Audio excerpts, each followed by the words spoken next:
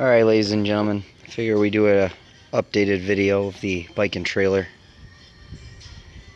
This is how far I've gotten. We've upgraded from a bicycle to the tricycle and switched the hitch to a standard ball hitch like you would normally put on a vehicle. Makes it a lot more stable, easier to turn, and so on. Haven't done really much with the bike. I did put the box on here.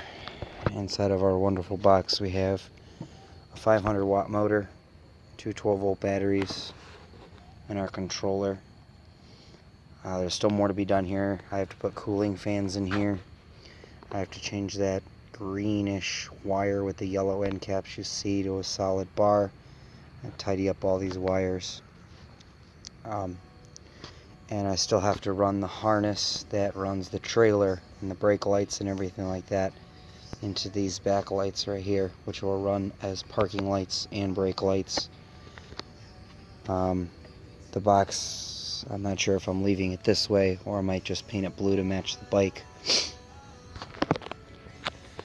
I have updated the crank to a larger crank so that it allows me to help it at higher speeds. Put a derailleur in to help stabilize the chain. Had to weld in that goes into the box, and there's the rear sprocket. I want to be able to build a differential. Right now just this tire here is my drive tire. I want to build a differential back here so that both rear tires are my drive tires. Along with the hitch we have our standard harness. I built this harness myself. It is an 8-pin harness. I had to solder each wire, all that fun stuff. But that allows for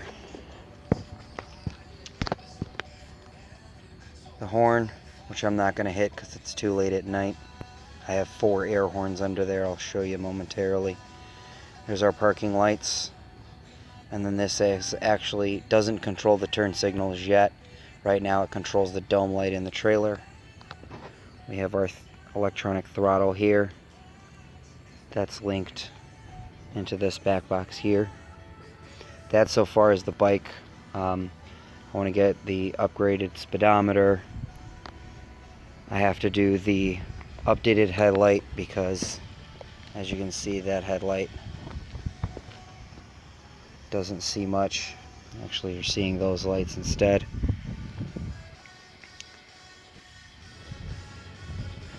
And we start with the trailer, start from the front, work our way back. This right here is pretty much just a table stand that allows for the trailer to sit freely by itself.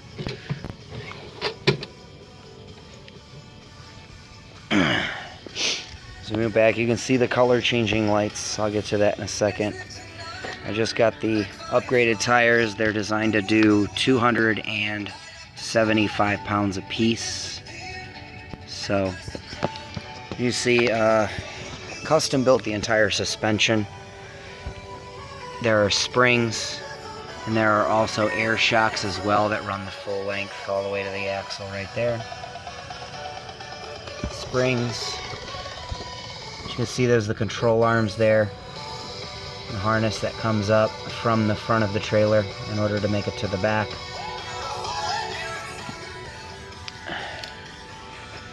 The windshield is Lexan, so it can take a pretty big impact. It latches shut, it's spring loaded. Opens out of the way to allow easier access for the kids to get in. I just put these pads in. I haven't sealed them in yet. They still move. But I have these that still have to go in. I have one here. It used to be in the middle when I had my first daughter. I now have 2, so I moved it over, and I have another 5-point safety harness that'll go in here to hold them both in safely. There's a digital gauge to let me know how much voltage is left in the system. Basic 200 watt stereo, nothing too crazy. 6.5, 6x9, two 6.5-inch subs. Those aren't even hooked up yet. Come around to the back. There's a first aid kit, OSHA certified, on the back. Opens up. There's everything you need in case one of the kids feel like falling down or getting hurt at the park and we're not near the house. Socket to plug in, cigarette lighters, phone chargers, any 12-volt source accessible. That right there is your connectors for negative and positive so that I can charge the battery inside. Roof mounted brake lights. Those only work when I hit the brake. Those right there are parking lights, and they stay on and then get brighter if I hit the brakes. The license plate actually just recently fell off, but I have a license plate light, as you can see, and I have a custom license plate that will say Ashland and Aurora.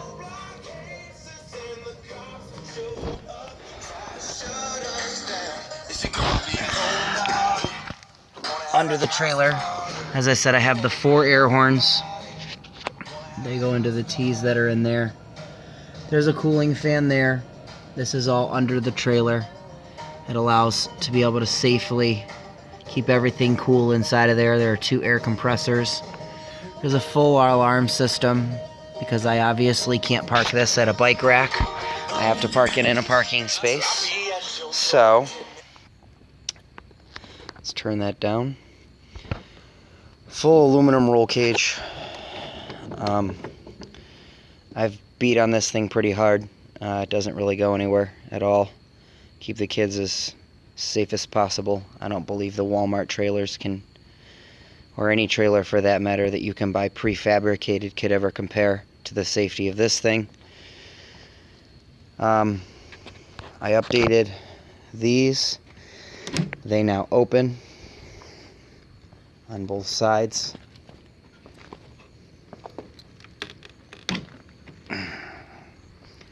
That allows for the stereo to be front facing so that you can hear everything clearly. It also allowed me easier access to the electrical components that are in here. Their standard battery, all the gauges, the switches, everything like that. Stereo is a simple on-off switch. You shut it off, stereo goes away, turn it on, stereo comes back.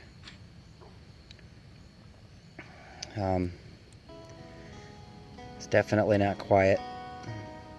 As I said, I can't really make too much noise. It is late tonight, and I don't want to wake up the neighbors. On top of this battery, there is an emergency backup battery inside of this compartment under here, so that if I do, for some strange reason, kill this battery, I will still have a backup battery to allow all the lights to work to safely make it home if it is dark outside. As you can see, the color changing lights, they span the length of the trailer. They are embedded into the wood to prevent damage and really brighten up the trailer and increase its visibility for safety, especially for night riding. Still a lot to do.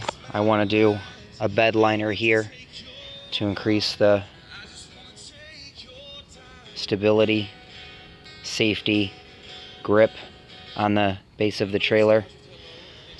Along the entire edge of the trailer, I want to do a white reflective paint,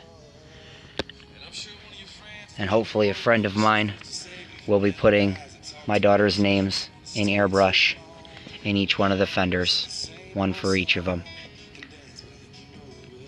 I think that about wraps it up. I can't think of anything else that I've put on here. There's still, like I said, a lot to do. Still want to be able to do this, paint this. I have to upgrade the tires on the bike because they're just regular street tires. I also want to have the ability, once I build the differential in the back, I'm going to put a brake rotor back there, because right now the weight of the trailer is about 300 pounds empty, and then the trike, I would say, weighs probably about 100 plus me. And right now the only thing that has the ability to stop it is this one brake, which is the front brake. It stops okay, but I would still like it to be a little bit more secure.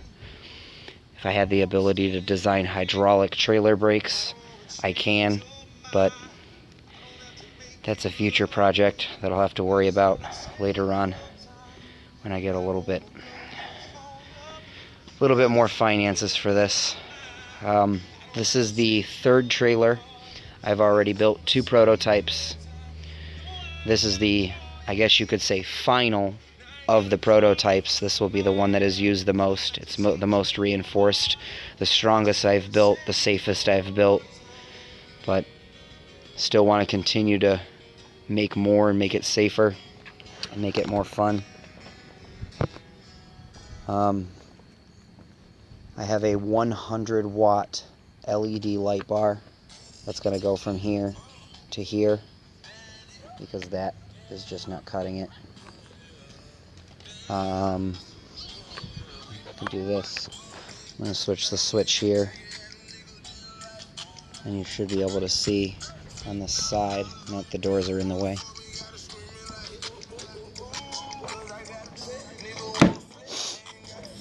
I actually have to take the brake off first. If you watch, you can actually see the brake lights go off as soon as I let go of the brake.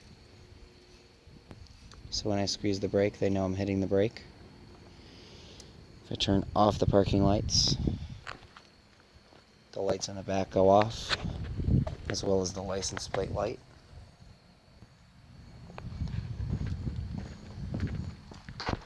And then when I turn it on,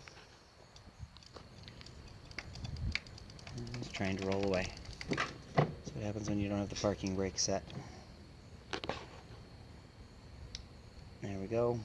The other switch, as I stated, is the dome light, so that I can see the kids a little better at night.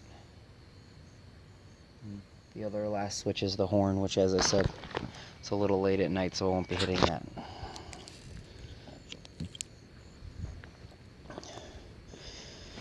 In here, like I said, I'm going to be mounting 2 cooling fans here and facing them down to hit the motor a little better.